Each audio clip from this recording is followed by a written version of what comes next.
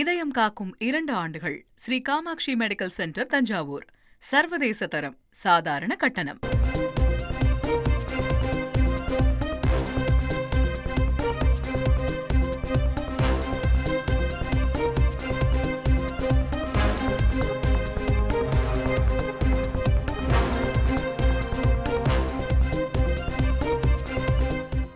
DIG Varun Kumar வழக்கிற்கு இடைக்கால தடை விதித்திருக்கிறது உயர்நீதிமன்ற மதுரை அமர்வு.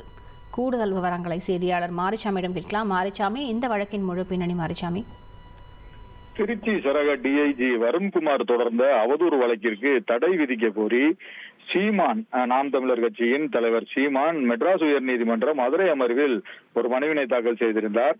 வருண்குமாரின் குடும்பத்தை பற்றி அவதூறாக பேசியதாக நாம் தமிழர் கட்சியின் ஒருங்கிணைப்பாளர் சீமான் மீது திருச்சி சரக டிஐஜி வருண்குமார் திருச்சி மாவட்ட நீதிமன்றத்தில் வழக்கு தொடர்ந்திருந்தார்.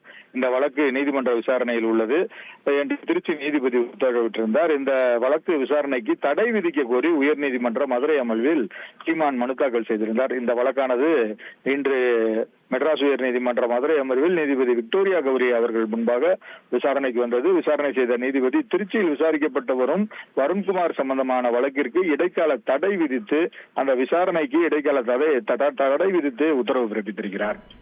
விவரங்களுக்கு நன்றி மாரிசாமி. இதயம் காக்கும் 2 ஆண்டுகள். Sri Kamakshi medical centre, Thanjavur. சர்வதேச தரம், சாதாரண கட்டணம்.